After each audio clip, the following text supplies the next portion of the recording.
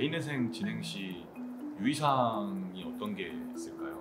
지난번에 상담 때 이런 얘기를 해주시면 좋겠다라고 저희가 한번 정리를 해드렸는데, 그거는 이제 상담 때고, 상담이 이제 종료가 됐어요. 그러면 이제 채무자들이 서류를 준비를 해주잖아요. 그러면 서류를 준비해 주시면서부터 이제는 이제 개인회생을 들어가기로 마음 먹었기 때문에 이때부터는 이제 행동에 좀 조심을 하셔야 되는 것들이 있어서 그 유의사항을 저희가 정리를 해드리려고 해요. 이거는 저희가 실제로 상담이 끝나고 저희 사무실과 진행하는 의뢰인들께 다 전달하는 그 서류를 기반으로 지금 말씀을 드리는 건데, 지금부터 설명드리는 그런 내용에 대해서 사건 진행 전에 반드시 체크를 하셔가지고 사건 진행이 지체가 되거나 기각되거나 폐지가 되거나 변제금이 상향되거나 채무가 누락되거나 압류나 불시에 그 통장에 있는 계좌의 잔고가 출금되는 그런 불이익이 발생되지 않도록 대비하기 위해서 저희가 안내를 드리는 사항이에요. 첫 번째부터 말씀을 드릴게요.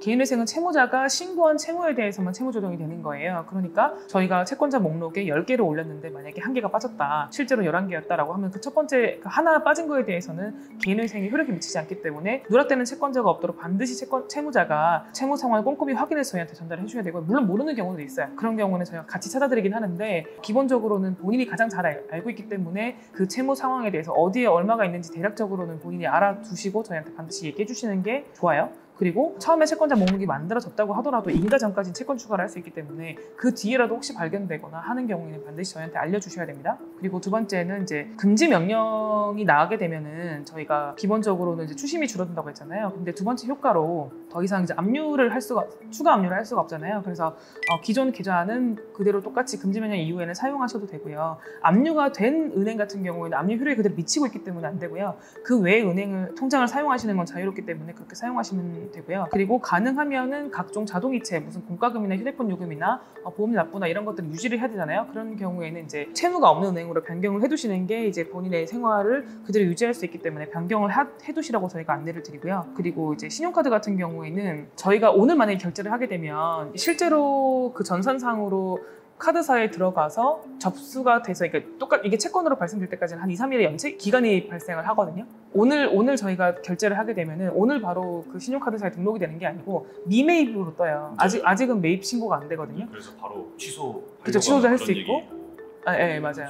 그래서 그게 이제 한 2, 3일 정도의 지연이 있기 때문에 이런 경우에는 아직까지 정리가 덜 됐다는 이유로 신용카드사에서 부채점에서 발급을 거절할 수가 있어요. 그렇기 때문에 가능하면 신용카드를 저희가 사용 중지하라고 이제 권고를 드리고요. 그리고 개인회생 면책 받을 때까지는 신용카드 사용이 되지 않는다라는 것들을 저희가 안내를 드리거든요. 근데 체크카드는 사용이 가능해요. 그리고 후불 체크카드도 이제 후불 카드는 신용이 들어가는 거기 때문에 후불 체크카드는 사용할 수 없다. 일반 체크카드만 사용할 수 있다라고 이제 이해하시면 되고, 그리고 휴대폰의 경우에는 보통 현재 가입되어 있는 통신사의 미납통신 요금을 채권으로 넣는 경우들이 있거든요. 그런 경우에는 해당 통신사 이용은 면책 때까지 어렵기 때문에 타 통신사로 이동을 하신 다음에 이제 요거를 채권을 포함하시는 게 덜 불편하실 거예요. 그리고 이제 주소나 연락처가 변경이 되면은 반드시 저희 사무실에 알려주셔야 돼요. 왜냐면 저희가 채무자랑 원활하게 소통이 되어야 법원과의 보정을 원활하게 할 수 있잖아요. 그래서 만약에 그 회생위원 면담에 불출석하거나 기한 내에 보정을 못하는 경우에는 사건이 기각될 수 있기 때문에 반드시 저희한테 그걸 알려주셔야 되고요. 그리고 개인회생 진행 중에 채무자가 실직하거나 이직하거나 승진하거나 이런 사유들이 생겨서 만약에 재직 처가 변동이 되거나 소득 등의 변동사항이 생길 수가 있잖아요. 이런 경우에는 저희한테 반드시 알려주셔야 돼요. 진행 어느 단계더라도 저희한테 알려주셔서 저희가 대처를 할 수 있으면 대처를 하는 방향으로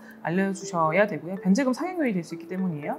그리고 개인회생 인가 전에 담보대출이 있는 부동산, 차량, 그리고 전월세 임대차 보증금이 이제 변동사항, 매매가 되거나 처분을 하거나 임차 보증금을 회수하거나 이런 이제 변동사항이 생길 경우에는 법원에 저희가 알리고 수정을 해야 되기 때문에 사전에 담당자한테 꼭 알려주시고 진행을 하셔야 돼요. 이거 나중에 문제가 되면은 안 되기 때문에 저희한테 반드시 알려주셔야 되고, 첫 변제금 납부일은 사건 접수일로부터 90일 뒤예요. 다만 90일 뒤에 반드시 개시가 난다는 보장은 없기 때문에 만약에 4개월 차나 5개월 차에 개시가 나는 경우들이 있어서 이런 경우에는 90일 뒤부터 변제금을 모아놓으신 걸 한 번에 납부를 하셔야 되거든요. 그래서 미리 돈을 잘 모아놓으셔야 된다라는 거를 알고 계셔야 되고요. 그래서 저희가 1월 2일에 만약에 접수를 한다라고 치면은 4월 1일이 첫 변제일이거든요. 90일 뒤니까. 그래서 이후 매달 1일에 변제금 납부일 이렇게 이제 이해를 하시면 되기 때문에 그 날짜를 딱 기억을 하셨다가 또는 이제 자동이체를 설정해 두시거나 하시면 될 것 같아요. 그래서 만약에 이 부분이 미리 준비가 안 되면 개시가 5개월 차, 6개월 차 난 경우에 목돈을 마련해 놓지 못한 경우는 계속 변제금이 밀리거든요. 그렇기 때문에 이거는 반드시 반드시 주의를 해 놓으셔야 되고요. 제가 그래서 왜 변제금 같은 거 좀 헷갈리셔가지고 자기가 연체되는지도 모르고 연체되는 경우도 있다고 말씀드렸잖아요. 그래서 이거는 반드시